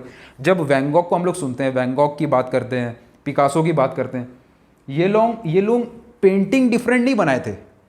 हम लोग सोचते हैं कि इन्होंने कुछ अलग पेंटिंग बनाई तो ये लोग फेमस हो गए। हम लोग बहुत नैरो माइंड से सोचते हैं। ये लोग पेंटिंग से फेमस नहीं हुए हैं, ये लोग फेमस हुए हैं उनका जो हिम्मत था, वो एक जो होता है ना, एक ब्रेवरी, कि यार जो मैं कर रहा हूँ मुझे पता है लोग इस पे हंसेंगे, मुझे पता है लोग इसको सपोर्ट नहीं करेंगे, वो जानने के बाद भी वो हिम्मत रखे रहना कि फिर भी मैं अपने थॉट को सामने रख के रहूँगा चाहे जो भी हो जाए। वो थॉट असली आर्ट है। वो थॉट आना, मैं कोई भी पिकासो को कॉपी कर सकता है इजीली, कोई भी वैन गॉग को कॉपी कर सकता है, कोई भी वैन गॉग की वो उस हिम्मत को कॉपी नहीं कर सकता जो वो वैन गॉग अपने टाइम पीरियड में फील करते थे। उनका टाइम पीरियड अभी का टाइम पीरियड बहुत अलग है। उनका जो स्ट्रगल था अपने टाइम पीरियड में, उसको अगर कंपेयर करें आज के समय में और सेम स्ट्रगल को अगर लगा दें, तो वो बहुत ही रेयरली कोई होगा जो उस चीज़ को चैलेंज करने के लिए रेडी होगा। तो पेंटिंग कॉपी करना, हाँ, अभी वही हम देखते हैं कि ना जो पॉप कल्चर है, वैन गॉग के पेंटिंग में पॉपी कलर ज्यादा है, मतलब जो बहुत से कलर्स वाइब्रेंट है, अलग अलग कलर्स यूज किए। अभी वो जमाना है जहां पर हिप हॉप और वो सारे जो कलर्स अलग अलग कुछ किया ना तो उसको कुछ अच्छा मानते हैं, लेकिन वो एक जमाना था कि वहां पर कुछ अलग करना मतलब अलग ही है भाई, ये हमारे बीच का बंदा ही नहीं है, ऐसा कुछ था नहीं है वहाँ। वो। अभी तो लोग ज्यादा स्ट्रगलिंग फेस था। स्ट्रगलिंग फेस था, और वही मैं बोल रहा हूँ ना कि उनको उनका वो थॉट कि हमें सबसे लड़ते हुए करना है, और हम इस चीज़ को करते हैं, हमारा ये एक्सप्रेशन है, हम इसको रखेंगे सामने। ये इस चीज़ से मैं बहुत इसलिए भी रिलेट करता हूँ क्योंकि फॉर एग्जांपल जब मैं वीडियो बनाता हूँ या फिर मैं बहुत सारे कंटेंट ऐसे बनाता हूँ जहाँ पे मैं अपने थॉट को बोल के एक्सप्रेस कर रहा होता हूँ, तो शुरू में बहुत सारे लोगों ने अपोज किया था कि यार तू पेंटिंग क्यों नहीं शेयर कर रहा, तू पेंटिंग को शेयर करना, तू बोल के क्यों बता रहा है, तू उस चीज़ को कह के क्यों कर रहा है, पेंटिंग खुद में ही एक एक्सप्रेशन है, तो तू बोल क्यों रहा है इतना। बहुत सारे लोगों ने ऐसा अपोज किया था मुझे, लेकिन मैं फिर ये फील करता था कि जब वो लोग अपने टाइम पे कुछ अलग कर रहे थे तो लोग वो भी बहुत सारे लोग उनको अपोज करते थे कि तू यही पेंटिंग क्यों कर रहा है, ये पेंटिंग को हम पेंटिंग नहीं मानते, हम वो रियलिज्म जो था वही असली पेंटिंग थी, या फिर ये जो आर्टवर्क जो हम मानते हैं कि आर्टवर्क है वो आर्टवर्क है, तू ये चीज़ क्यों कर रहा है। तो वो चीज़ अगर आज के टाइम पे मैं देखूँ तो अगर ये वीडियो क्रिएशन एक पार्ट है तो इसमें भी बहुत सारे लोग अपोज करते हैं, जो नहीं जानते वो करते हैं तो फिर भी चल जाता है। जब कोई आर्टिस्ट आपको अपोज करे उस काम के लिए जिस पे आप बिलीव करते हो, तो फिर आपको लगता है कि नहीं यार, एक तो आप डिमोटिवेट फील करते हो, लेकिन आप ये चीज़ बिलीव करते हो कि मुझे अगर कुछ नया करना है, चेंज लाना है, इम्पैक्ट डालना है, तो मैं ये करता रहूँगा, भले कोई कितना भी कैसा सोचे। और फिर धीरे धीरे लोग उसको समझने लग गए। और आज का समय ऐसा है, ये चीज़ आप देख रहे हो कि टाइम स्पैन कम हो रहा है, लोग शॉर्ट वीडियोस की तरफ जा रहे हैं, इन यूट्यूब पे शॉर्ट्स आ गए, इंस्टाग्राम पे रील्स आ गए। क्यों आ रहे हैं? क्योंकि माइंडसेट ऐसा हो गया लोगों का, छोटे जल्दी चाहिए कुछ, मतलब कि क्रिस्प सा चाहिए, ऐसा चाहिए वैसा चाहिए, बहुत पेशेंस कम हो गया। अब इस टाइम पीरियड में ज़रूरी है कि आर्टिस्ट आर्ट दिखा के अपने आप को एक्सप्रेस तो कर ही रहा है, उसको अपने थॉट को उस वे में रखना पड़ेगा जिससे सामने वाले को वो चीज़ जल्दी समझ में आए। अगर मैं कोई चीज़ एक्सप्रेस कर रहा हूँ और आपको वो चीज़ जल्दी समझ में आती है, तब जाके आप ज़्यादा टाइम स्पेंड करोगे मेरे आर्टवर्क के साथ भी। ओके, तो ये कन्वर्सेशन, ये कम्युनिकेशन एक हिस्सा है उस पेंटिंग का। अगर आप इस पॉइंट ऑफ व्यू से देखो तो हमारा बोलना भी आर्ट है, हमारा बोल के बताना भी उस पेंटिंग का पार्ट है। और आप अगर ऐसे देखोगे ना, तब आपको फील होगा कि हाँ, ये पेंटिंग का ही पार्ट है, ये कुछ अलग नहीं है। जो लोग हर चीज़ को अलग मान लेते हैं, पेंटिंग अलग होती है, आर्टिस्ट अलग होता है, आर्टिस्ट कुछ बोल रहा है वो अलग होता है, नहीं, हर चीज़ एक पार्ट है। और जब आप होलिस्टिक वे में देखते हो, आप देखते हो कि हर चीज़ एक चीज़ का हिस्सा है, एक बड़े ड्रीम का हिस्सा, एक हर तरीके से आप उसी को अचीव करने के ऊपर हो। काम अपना यही है कि आर्ट को प्रमोट करें, आर्ट की अवेयरनेस बढ़ाएं। अब उसको हम अलग अलग वे में ट्राई कर रहे हैं, और वो हर एक चीज़ अल्टीमेटली एक आपने जो कोर्सेस बनाए हैं उसकी शुरुआत कब हुई, जो ड्राइंग्स के हैं ऐसे? ड्राइंग मास्टरी की शुरुआत हुई थी मेनली लॉकडाउन, जब मैंने सब सीखा पहले लॉकडाउन के टाइम कि कोर्स बनता कैसे है, या फिर उसमें LMS प्लेटफॉर्म में उसको अपलोड कहाँ करते हैं, जो पेमेंट्स गेटवेज होते हैं, सबको सीखा, शुरू से सीखा। मुझे कोई चीज़ का किसी का आइडिया नहीं था, वेबसाइट बनाना भी खुद शुरू किया कि सीखा। तो वो चीज़ सीखने के बाद फिर मैंने डिसाइड किया कि एक ट्रेनिंग बनानी है। अब सबसे पहले मुझे ऑफ़र आया था अनअकैडमी से, अनअकैडमी का जो ग्राफी ऐप है उनके तरफ से ऑफ़र आया था कि मैं उनके लिए बनाऊँ। तो मुझे लग भी रहा था कि हाँ, मुझे कुछ बनाना चाहिए, तो मैंने सबसे पहले उनके लिए बनाया था ड्राइंग मास्टरी। उन्होंने मुझे बोला था कि आपको 3 घंटे का बनाना है। ओके, 3 घंटे उन्होंने कहा बहुत काफ़ी है, आप सब कुछ उसमें शेयर कर सकते हो। मैंने बनाया था 15 घंटे का। ओके मैं बोला 3 घंटे में नहीं हो सकता मैंने बोला 3 घंटे में ड्राइंग नहीं सीख, मतलब कि जो कॉन्सेप्ट्स हैं जो इसके अंदर है ना, क्योंकि एक उन्होंने मतलब एक बात रखी थी कि कोई ऐसी चीज़ हम बना सकते हैं क्या जो कोई बिगिनर देखे और एंड तक मतलब वो पूरी ट्रेनिंग को कवर भी कर ले और उसको सब कुछ भी मिल जाए। तो मैं बोला कि अब बनाएंगे तो पूरा बनाएंगे, 3 घंटे में तो नहीं हो पाएगा, मैं पूरा बनाऊंगा और पूरा डेप्थ में रखूंगा उसको। तो ऐसे शुरू हुई और पूरा लंबा मैंने 15-16 घंटे का अराउंड वो शुरू में बना था। तो उसके बाद फिर वो वहाँ पे लॉन्च हुआ, उसके बाद फिर काफ़ी सारे लोग वहाँ पे जुड़े पहली बार। बहुत सारे लोग शुरू में लोगों ने जुड़ना शुरू कर दिया था, एंड फिर बीच में एक इशू हुआ था कि अचानक जो ग्राफी है, जो अनअकैडमी का वो है, तो वहाँ के जो मैनेजर्स थे जो मेरे साथ कनेक्टेड थे, उनके कुछ कुछ मतलब कि रूल्स चेंज होने लगे कि इस बार हम ना इसकी प्राइस को ऐसा कर देंगे, इसका कंटेंट को हम ऐसा कर देंगे, इसमें चेंज कर देंगे। तो मेरे को वो अच्छा नहीं लगता था। मैं बोला कि देखो, मैंने जो सामने स्टूडेंट है उनको कुछ प्रॉमिस किया है, मैं आपके वजह से या कुछ पैसों के वजह से कि आप मेरे को एक्स्ट्रा पैसे दे रहे हो, उसके वजह से मैं उन स्टूडेंट के साथ चीट नहीं कर सकता। ओके, तो मैं उनको क्लियरली बोला कि मैं ये सारे रूल्स जो आप चेंज कर रहे हो वो गलत हो जाएगा, मतलब वो मेरे लिए फ़ायदे वाला था कि आपको हम इतना पैसा देंगे, आपको ऐसा करना पड़ेगा। मैं बोला आप पैसा दोगे वो मैटर नहीं है, वो चेंज करूँगा तो वो स्टूडेंट को ख़राब लगेगा, क्योंकि उनको प्रॉब्लम हो रही थी। तो मैंने फिर एक दिन डिसाइड किया कि मैं इनको बोलूँ कि मैं आपके साथ काम नहीं करूँगा और आप बहुत चेंजेस कर रहे हो, स्टूडेंट को अच्छा नहीं लगेगा ये। तो फिर मैंने ऐसे डिसाइड किया कि मैं उनको छोड़ूं, और फिर वहाँ से मैंने अपनी पूरी ट्रेनिंग निकलवा ली थी उनको बोल के। उसके बाद फिर मैंने खुद के प्लेटफॉर्म बनाया, खुद का प्लेटफॉर्म रेडी किया, 3-4 महीने का टाइम लगा, मैंने काम किया। तो उसके बाद फिर मैंने उसको वापस से लॉन्च किया, सो दैट जब मैं उसको लॉन्च करूँ तो जो मैंने लोगों को बोला है उससे मैं उसको ज़्यादा दे सकूँ और ज़्यादा वैल्यू ऐड कर सकूँ जो भी लोग जुड़ेंगे उनकी लाइफ में। तो उसके बाद जब वो शुरू हुआ तब मैं ज़्यादा सेटिस्फाइड फील करने लग गया। वो 3-4 महीने भाई एक उसका भी एक अलग स्ट्रगल पीरियड था, क्योंकि उस समय भी कुछ समझ नहीं आ रहा था, क्योंकि सब सीखना पड़ा कि LMS प्लेटफॉर्म के बारे में उस समय समझा मैं कि अपलोड होता कैसे है, इंटरनेशनल पेमेंट्स पहली बार करने का टाइम आया तो कैसे होती है, बहुत सारे लोगों से, दोस्तों से इधर उधर पूछा कि होता क्या है, बैंक से बात की कि क्या क्या सेटिंग करनी पड़ेगी, क्या क्या करना पड़ेगा। सब कुछ समझने के बाद जब वो फाइनली लॉन्च हुआ तब जाके फिर उसकी जर्नी शुरू हुई और इस तरीके से फिर वो ग्रो करता रहा। ओके, और वाज दैट सक्सेसफुल? हाँ, डेफिनेटली वो बहुत ज़्यादा हिट हुआ। जितना मैंने एक्सपेक्ट नहीं किया था उससे काफ़ी ज़्यादा रेस्पॉन्स बहुत अच्छा आया। और अभी के पीरियड में, आज के करंट सिनेरियो में, जो शुरू में जो मैंने जितना नहीं सोचा था ना, उससे बहुत ज़्यादा उसमें अच्छी हमें देखने को मिल रही है ग्रोथ। स्टूडेंट्स उसमें काफ़ी सारे स्टूडेंट्स ने ऑब्वियसली स्किल के लेवल पे तो ग्रो किया ही है, बहुत सारे स्टूडेंट में उसमें प्रोफेशनली उन्होंने काम करना शुरू कर दिया। तो ये देख के मुझे बहुत सेटिस्फाइड फील हुआ कि जहाँ पे हम लोग बात करते हैं कि यार इसने डिग्री ले ली, इसने ये कॉलेज गया, उसके बाद इसने 7 साल वो कॉलेज किया, फिर भी वो उसको कोई जॉब नहीं मिल रही, वो कोई काम नहीं कर रहा। यहाँ पे लोग 1-1 साल में ट्रेनिंग के अंदर ही प्रोफेशनली काम करना शुरू कर चुके हैं ऑलरेडी। वो जितना उन्होंने फीस दी थी उससे 10 गुना वो अर्न कर चुके हैं।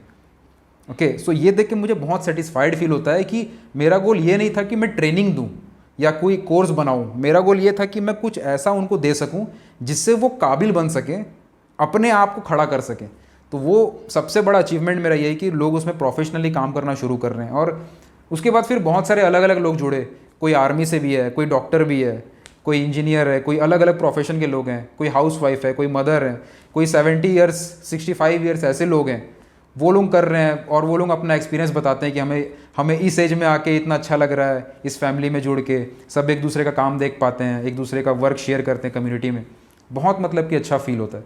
सुपर, मतलब अच्छा है। मतलब मैंने सिर्फ देखा था आपके पोस्टर्स में, आपका जो ये मेरे को ना वो स्टाइल आपका बहुत पसंद है, जब आप वीडियो की स्टार्टिंग में करते हो ना, आई थिंक आपका व्हाट्सएप नंबर आप बोल के बताते हो, वो ना मेरे लिए कुछ अलग ही था। मतलब इससे पहले मैंने कभी ऐसे सुना भी नहीं था, देखा भी नहीं था कि वीडियो में कोई तो है ना स्टार्टिंग में अपना व्हाट्सएप नंबर बोल के बता रहा है कि आप ज्वाइन कर सकते हो। तो वो क्या है, एक बार आपको प्रैक्टिस रहेगी तो आप एक बार बता सकते हो क्या कैसे आप बोल? क्या है कि ना, मैं लोगों को व्हाट्सएप पे इसलिए कनेक्ट कर रहा था क्योंकि कई बार मैं सेशन करता था या कहीं लाइव आता था तो मैं देखता था कि लोगों को पता ही नहीं चल रहा है, फिर वो बाद में मैसेज कर रहे हैं कि अरे सर वो हुआ, हमें पता नहीं चला, हम आना चाहते थे, आप ये लाइव किए, हमें पता क्यों नहीं चला।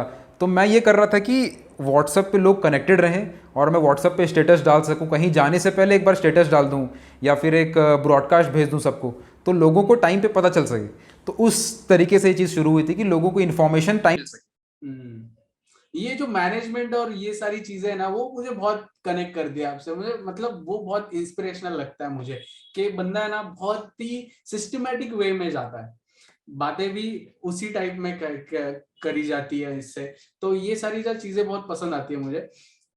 और एक था, आप जैसे कोर्सेज बनाते हो हमारे आर्ट इंडस्ट्री में, और एक है पेंसिल परसेप्शन, वो भी एक अलग लेवल का गेम कर रहे हैं।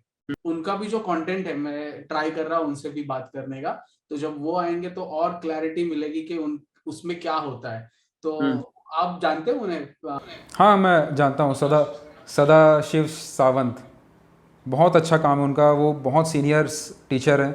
और मुझे बहुत अच्छी लगी उनकी एक चीज़ कि वो वैल्यूज़ के ऊपर बहुत फोकस करते हैं। और मैं भी जब ट्रेनिंग के अंदर, मैं जो ड्राइंग मास्टर के अंदर मैंने जो क्लासेस बनाई हैं, वैल्यूज़ का एक अलग से चैप्टर मैंने डेडिकेटेड उसमें अलग से रखा है, क्योंकि मैं भी वो बिलीव करता हूँ कि वैल्यूज़ जब आप शेडिंग में घुसते हो, और उनकी ट्रेनिंग में और मेरी ट्रेनिंग में फ़र्क भी, थोड़ा डिफरेंस भी है। वो ये कि वो सिखाते हैं रियलिज़म, कि आप क्लासिकल अप्रोच में रेंडरिंग कैसे कर सकते हो, किसी सब्जेक्ट को फ्लैट वैल्यूज़ जो वो सब कैसे पा सकते हो। और मैं फोकस करता हूँ कि आप फ्री हैंड किसी ड्राइंग का बेस कैसे पकड़ सकते हो। ओके, मतलब आप बैठे हो सामने, किसी को ड्रॉ करना है आपको, शेडिंग, डिटेलिंग्स वो सब आती है, वो 100% वो इम्पॉर्टेंट है। वैल्यूज़ के ऊपर काम करना, डिटेल्स पे काम करना, रेंडरिंग समझना, फ्लैट वैल्यूज़, ट्रांजिशन सब समझना ज़रूरी है, वो आगे का हिस्सा है। लेकिन मैं फोकस करता हूँ उस जड़ पे, उस बेस पे जिसने मुझे हेल्प किया था। क्योंकि वही पॉइंट है ना, जब मैंने वो जो इंसिडेंट हुआ था कि मैं सर के घर गया था, रात को खटखटाया था, सर से सीखना शुरू किया था, तो उस समय मैं कुछ भी करता था, मैं शेड कर रहा हूँ, ब्लेंड कर रहा हूँ, कलर कर रहा हूँ, कुछ भी कर रहा हूँ। उस समय सर मेरे को सिर्फ स्केचिंग कराते थे, ड्राइंग कराते थे, और बेस लेवल पे ड्राइंग कराते थे कि किसी को देख के आउटलाइन कैसे ड्रॉ करें, लाइव ड्राइंग कर रहे हो तो आउटलाइन उसका स्ट्रक्चर कैसे बना सकें। तो वो चीज़ वहीं से आई कि उस चीज़ ने अल्टीमेटली मुझे हेल्प किया था सब चीज़ को ग्रो करने में। मैंने जब अपनी ऑफलाइन एकेडमी भी ग्रो करी, तो जितने भी बच्चे थे या बड़े लोग थे, उनको जब मैंने ड्राइंग के ऊपर सिखाया तो उनकी डेवलपमेंट बहुत फास्ट हुई, और वो चीज़ मैं अपने आंखों के सामने होता हुआ देख रहा था। तो उस चीज़, उन सब को समरी को अपना एक जो अपनी लाइफ का जो एक्सपीरियंस था, उसी के बेसिस पे ये ड्राइंग मास्टर ट्रेनिंग शुरू हुई थी। तो इसीलिए बहुत ज़्यादा मैं कनेक्शन फील करता हूँ। और जो आपका YouTube अभी कैसा है, YouTube पे ना कई टाइप के हम एक वीडियो अपलोड करते हैं एक टाइप का, बट नेक्स्ट वीडियो थोड़ा अलग होना चाहिए। जो चलने वाली वीडियो होती है ना, वो एक टाइप की होती है। तो पर एक ही टाइप के वीडियो अगर हम अपलोड करें तो वो हमें ही अच्छे नहीं लगेगा, लोगों तक तो वो जाएगा। मतलब आई थिंक अलग टाइप में ना, अगर मिस्टर बीस्ट की वीडियोस देखें, उसका ना एक ही टाइप है, सर्टेन अमाउंट वो एक ऐड करता है, लंबा चौड़ा, 10 मिलियन 100 मिलियन गिव अप किया किसी को, या फिर डोनेट किया, ऐसे ही दे दिया। तो ऐसे टाइप के वीडियोस होते हैं, तो लोग है ना फटक से उसको क्लिक कर देते हैं। बट हमें ना वो ऐसे वीडियोस बनाना या फिर अपलोड करना पसंद नहीं आता कि आज अगर हमने पेंसिल को शार्प कैसे करना है, तो अगर वो वीडियो चल गई तो सारे वीडियोस में हम पेंसिल शार्प कैसे करते हैं वो तो नहीं बता सकते। तो अलग अलग टाइप में हम वीडियो बनाते हैं। तो आपका जो अभी आई थिंक आपके 2 लाख के, कितने लाख आपके सब्सक्राइबर है अभी अराउंड 2,15,16,000 ऐसे कुछ है। ओके, तो ये जो 2,15,16,000 फॉलोअर्स है अभी, वो एक सर्टेन टाइप ऑफ वीडियो से ही ग्रो हुए रहेंगे अचानक से? ये YouTube का एल्गोरिदम है जो सबको पता है कि ना अचानक से ग्रोथ आ जाती है, एक वीडियो चल जाती है। तो ऐसी कौन सी वीडियो थी आपकी जिससे वो एक पुश मिल गया? मुझे तो संकेत, में सच बताऊं तो मुझे अभी तक भी समझ नहीं आया कि वो कौन सी वीडियो वायरल हुई थी, क्योंकि मेरे साथ तो ऐसा कभी हुआ नहीं कि अचानक एक वीडियो वायरल हुई तो अचानक उसके वजह से। हाँ, ये हुआ है कि अभी पिछले 3-4 महीने पहले एक वीडियो थी, वो काफ़ी अच्छी परफॉर्म कर गई, या एक वीडियो मैंने शुरू में हेड के ऊपर बनाया था, वो काफ़ी अच्छी परफॉर्म कर गई। तो वो परफॉर्म भी करी बाद में, जब मतलब ऐसा नहीं हुआ कि वो परफॉर्म करी तो फॉलोअर आए, फॉलोअर आ चुके थे उसके बाद वो परफॉर्म अचानक कर गई। तो ऐसा मेरे साथ उल्टा हुआ है, कोई मतलब ये पॉइंट मेरे सामने नहीं है। फॉलोअर्स थे और उसके बाद अचानक से फटाफट ग्रो होने लगे, तो वो टाइम पे कौन सी वीडियो वायरल हुई थी? वो एक पहली वीडियो है। वायरल तो मैं नहीं बोल सकता, क्योंकि आपके अगर 2000 व्यूज़ आ रहे हैं और किसी वीडियो में 6000 व्यूज़ हो जाते हैं तो आप उसको वायरल तो नहीं बोल सकते। तो बस ये था कि मेन मेरे लिए सबसे अच्छा पॉइंट जो रहा वो कंसिस्टेंसी रही, कि एक वीडियो बनाई, अगर मान लो उसमें 1000 व्यूज़ हैं, अगर उसमें 1500 व्यूज़ आ गए, सेकंड वीडियो एक और डाली, उसमें 2000 आ गए, फिर किसी में 2500 आ गए, तो वो ग्रेजुअली इंक्रीमेंट हुआ। कोई मतलब वायरल तो नहीं हुई उस वक्त, लेकिन ग्रेजुअली कंसिस्टेंटली मैं डालता रहा। और बहुत सारे एक्सपेरिमेंट भी मैंने उसी बीच किए कि कभी मैं अपलोड किए रहेंगे अभी तक आपने? अभी तक मैंने अराउंड 220 30 40 ऐसे कुछ हो गए होंगे मेरे ख्याल से, ओके, वाह, सुपर। क्योंकि मैं बहुत ही वैरायटी भी डाल देता था। मैं मतलब ये नहीं देखता था कि ये वीडियो फैलेगी या नहीं फैलेगी, क्योंकि जैसे आपने देखा कि मैं कई सारे कुछ आर्टिस्टों के साथ मैंने पॉडकास्ट किया हुआ है, तो वो पॉडकास्ट को भी मैंने अपलोड कर दिया। अब मेरे को ये पता था शुरू से कि इस पॉडकास्ट में कंपैरेटिवली व्यूज़ कम आएंगे, क्योंकि वैसी मार्केट नहीं थी उस समय जब मैं अपलोड कर रहा था। तो आर्ट के ऊपर एक भी पॉडकास्ट मैंने किसी का नहीं देखा था इंडिया में, एक भी किसी का पॉडकास्ट मैंने आर्ट के ऊपर नहीं देखा था। तो जब मैं अपलोड कर रहा था तो मुझे ये पता था कि बहुत कम व्यूज़ आने वाले हैं, लेकिन ये पता था कि ये अच्छी चीज़ है, आज कम व्यूज़ आएंगे, बाद में तो लोगों को काम आएगी। तो ये सोच के मैंने अपलोड कर दिया। और ऐसे ही बहुत सारे और भी टॉपिक हुए जो मुझे पहले से पता था कि इसमें व्यूज़ कम आने वाले हैं, लेकिन फिर भी अपलोड किया ये सोच के कि व्यूज़ कम आए चलेगा, लेकिन ये बहुत सारा मतलब वैल्यू दे सकती है किसी को। आज नहीं देगी, 1 साल बाद लोग इसको रियलाइज़ करेंगे, लेकिन वो होगा। तो ये सोच के मैंने बहुत सारे मतलब अलग अलग एक्सपेरिमेंट किए हुए हैं। कुछ अलग टाइप की हो जाती है, कोई कुछ और टॉपिक हो जाता है, कोई लगता भी है कि व्यूज़ नहीं आएगी, फिर भी डाल देते हैं कि चलो काम की है। और अभी जो नेक्स्ट वीडियोस आपका कुछ तो प्लान होगा, आगे के जो वीडियोस होंगे वो किस टाइप के रहेंगे? मैं अभी फ़िलहाल मैं तो कम्प्लीटली शॉर्ट्स, बहुत सारे शॉर्ट्स डल रहे हैं। वो इसलिए डल रहे हैं क्योंकि मैं बहुत सारे जो चीज़ें हम लोग कर रहे हैं अभी फ़िलहाल, तो मेरे को बहुत कम टाइम मिल पा रहा है वीडियो, एक कंप्लीट बड़ी वीडियो बनाने का। लेकिन ये है कि आगे जो वीडियोज़ आएंगी ड्राइंग के ऊपर तो ऑब्वियसली रहेंगी ही रहेंगी, क्योंकि ड्राइंग में बहुत सारे कॉन्सेप्ट्स हैं छोटे छोटे जो मुझे लगता है कि शेयर करने में मुझे मज़ा भी, क्योंकि उसी में आता है मज़ा आता है, तो अच्छा लगता है शेयर करना, इसीलिए मैं हाँ, और मुझे अच्छा लगता है वो कॉन्सेप्ट्स के ऊपर बोलना। वो कोई सी टॉपिक हो जाती है, ये क्लासिकल आर्टिस्ट थे, उनका ये टर्मिनेटर लाइन एक कॉन्सेप्ट है, उसके ऊपर ये होता है वो होता है, तो बताना बहुत अच्छा लगता है कि क्योंकि आर्ट के ऊपर बोलते समय ना मतलब फील नहीं होता है कि हम लोग कुछ मेहनत कर रहे हैं। ऐसा लगता है कि यार बस बोलते रहो, आर्ट है, इसमें ये था, इसमें ये था, अच्छा फील होता है अंदर से बहुत लगता है। जब मैं भी 2-3 आर्टिस्ट के साथ कभी बैठते हैं ना हम, तो या फिर कॉलेज में सर के साथ बैठते हैं, तो वहां पे कैसा अलग ही मतलब जब हम बाहर की दुनिया में रहते हैं, घर पे दोस्तों में, बाहर जो आर्ट रिलेटेड नहीं है उनके साथ कुछ अलग टाइप की बातें होती है। बट जब हम हमारे आर्ट फील्ड के लोगों के बीच में बैठते हैं, तब भाई साहब मतलब वो अलग ही लेवल का दिमाग और सोच, मतलब वो जो सोच रहती है ना, वो है ना, कभी इधर रहते हैं ना, तो जब हम वो ग्रुप में होते हैं आर्ट रिलेटेड, वो डायरेक्ट इनटू 100 हो जाता है, इतने डीपली हम बात करते हैं। तब मुझे ऐसा लगता है कि ना चुपके से ना एक वीडियो चालू कर दूं, सो दैट वो जो कन्वर्सेशन है ना वो बहुत इम्पोर्टेंट रहता है। और हमें ना मोस्टली सोशल इश्यूज और ये जरूरी है, ये सारे टॉपिक्स में ज्यादा बात करते हैं, तो वो है ना, वो ऐसे लगता है कि मैं भी शेयर करूं वो ऐसा। और ये क्या है, हम लोग चाहते हैं ना ये सब बोलना, हम लोग चाहते हैं, हम लोग बोल पाते नहीं है किसी और के सामने कि कोई समझेगा नहीं समझेगा, लेकिन जब बोलने का मौका मिलता है तो यार फिर लगता है कि अब ये सामने वाला भी, उसकी वाइब मैच हो रही है, सामने वाला से रिलेट हो पा रहा है, तो अब मैं जो बोल रहा हूँ उसमें वो ऐड कर रहा है, मैं जो बोल रहा हूँ उसमें वो कुछ ऐड कर रहा है, तो फिर वो अलग ही कन्वर्सेशन बनती है, फिर मज़ा आता है। मुंबई आने का तो होगा, क्योंकि मुंबई दिल्ली आते रहता हूँ मैं, बस ये लॉकडाउन के बाद थोड़ा सा मतलब कि टाइम मतलब वो कम हो गया निकलना बाहर, लेकिन पहले तो मैं जाते रहता था। तो अब कोई इवेंट होगा, कोई शो होगा, कुछ होगा तो डेफिनेटली आऊँगा मैं। मुंबई मेरे ख्याल से मैं 3-4 बार आया हूँ, मतलब कि 2 साल या 1.5 साल के अंदर मैं 3-4 बार आया हूँ।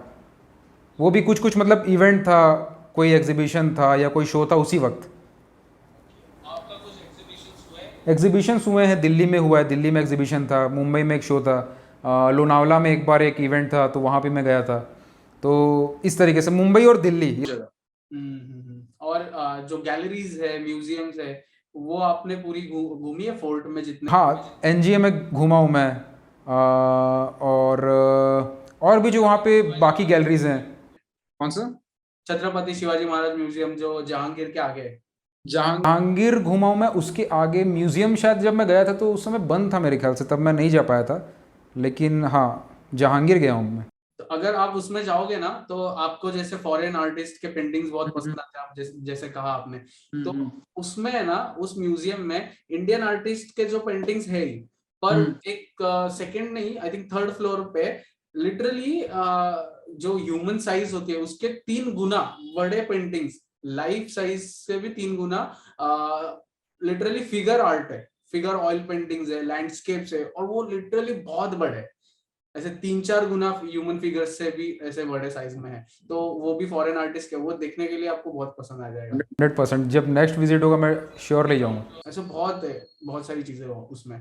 तो आप अगर कभी आओगे मुंबई में तो सिर्फ एक मैसेज कर देना, हमारी एक प्रॉपर एक व्लॉग टाइप में भी हो जाएगा। बिल्कुल बिल्कुल बिल्कुल 100%। ओके, ठीक है। तो रेयांश भाई, thank you so much for joining us, और इतना सारा जो आपने ज्ञान दिया है हमें और हमारे ऑडियंस को। आई थिंक सबको बहुत कुछ सीखने को मिला रहेगा। और है ना, जो आपने चीजें शेयर की है, जो पर्सनली जो आपने सीखने को शुरू किया, किसी को अभी जो यूपी और एमपी ये सारे साइड में रहते हैं, मेरे काफी सारे जो व्यूवर्स है वो वहां से भी है, वो कमेंट्स करते रहते हैं कि हिंदी में करो, हमको वहां पे ज्यादा समझ में नहीं आता, क्योंकि हम तो महाराष्ट्र में है, तो मोस्टली आर्टिस्ट महाराष्ट्रियन है, तो वहां पे उनको थोड़ा सा प्रॉब्लम होता है। तो उनको भी काफी कुछ सीखने को मिलेगा, क्योंकि ना उनकी एक प्रॉब्लम मुझे समझ में आई है, वो जब शेयर करते हैं डीएम्स में, कि वहां पे गैलरीज नहीं है, बहुत सारे आर्ट कॉलेजेस नहीं है वहां पे, तो फिर उस वजह से उनको है ना वो सीखने को नहीं मिलता है। बट आपकी जो स्टोरी है, अगर वो अभी सुन रहे हैं तो उनको बहुत कुछ इंस्पिरेशनल मिला रहेगा, और खुद से करने की एक जो आपने स्टोरी कही, उससे वो रिलेट कर पाएंगे। एंड आई होप आपको पसंद आया होगा ये पॉडकास्ट। रेयांश भाई जब मुंबई आएंगे तो एक प्रॉपर एक व्लॉग भी हो जाएगा। मैं मोस्टली आर्टिस्ट से पर्सनली जाके मिलता हूँ, आपको पता है, बट जो दूर रहते हैं उनके साथ मैं सोचता हूँ कि ना टाइम लगेगा, वो जब मैं जब वहां पे जाऊंगा उसके लिए बहुत टाइम लगेगा। उससे अच्छा अगर अभी वीडियो में पॉडकास्ट बन रहा है तो क्यों ना बना ले अभी। बिल्कुल। और जब पॉसिबल हो पर्सनली तब वो एक व्लॉग भी हो जाएगा। तो कोशिश करेंगे, जब आप आओगे प्लीज बता देना, मतलब हमारे ऑडियंस को पसंद आएगा। जब आर्टिस्ट से हम मिलते हैं ना, उनको वो आर्टिस्ट की जो वाइब होती है वो वीडियो में मिल जाती है। सो thank you so much Reyansh भाई। थैंक यू सो मच संकेत for having me. Thank you so much बड़ी। पॉडकास्ट कैसे लगा, एक फाइनल में बता दीजिए। मुझे बहुत अच्छा लगा। मुझे ये चीज़ बहुत अच्छी लगी कि आप ओपन माइंडेड हो, आप इस चीज़ को समझ पा रहे हो। आपने जैसे बोला कि मैं अलग अलग मेंटर्स को फॉलो करता हूँ, अलग अलग चीज़ों को मैं भी समझता हूँ, तो वो चीज़ मुझे बहुत अच्छी लगी कि इस टाइप की चीज़ जब हम कनेक्ट कर पाते हैं किसी से, तो फिर अंदर हमारे कुछ रहता नहीं कि यार ये चीज़ समझेगा कि नहीं समझेगा, या इस चीज़ को मैं बोलूँ या नहीं बोलूँ। तो आपके साथ बात करके मुझे बहुत ही फ्री फील हुआ कि मैं दिल से बोल पा रहा हूँ, मैं फील कर पा रहा हूँ कि आप उस चीज़ को समझ पा रहे हो, उस चीज़ से रिलेट कर पा रहे हो। तो इसलिए मुझे बहुत मतलब अच्छा फील हुआ आपके साथ बात करके। मेरी कोशिश भी यही होती है। आर्टिस्ट को तो मैं ना लिटरली कहता हूँ कि ना ये इंटरव्यू नहीं है, यहाँ पे ये पॉडकास्ट है, ये एक कन्वर्सेशन है। आपको अगर किसी टॉपिक पे गुस्सा है, जैसे मैंने आपको वो दिखाया सनफ्लावर का, वैन गॉग के पेंटिंग का, अगर आपको गुस्सा है ना, आप गाली भी दे सकते हो, नो इश्यू क्योंकि ये देखने वाले हमारी एज के हैं, आर्ट स्टूडेंट है। क्योंकि हम तो नॉर्मल लाइफ में कुछ टॉपिक में दोस्तों में तो गालियां देते ही रहते हैं। तो यहाँ पे ना जितना फ्री हो सके ना, आप जो आर्टिस्ट देख रहे हो, अगर आप यहाँ पे आते हो, आपको जो भी जैसे भी बोलना है, आपको फुल फ्रीडम है, नो इश्यू। तो उतनी तो समझदार हमारी जनता है जो देखने वाली है। ओके, चलो, thank you so much guys, and we will meet again in next podcast with another artist. Thank you so much. Thank you so much Sanket. Thank you so much. Take care buddy. गुनगुनाता है दिल मेरा, डम डम डम डम डम डम।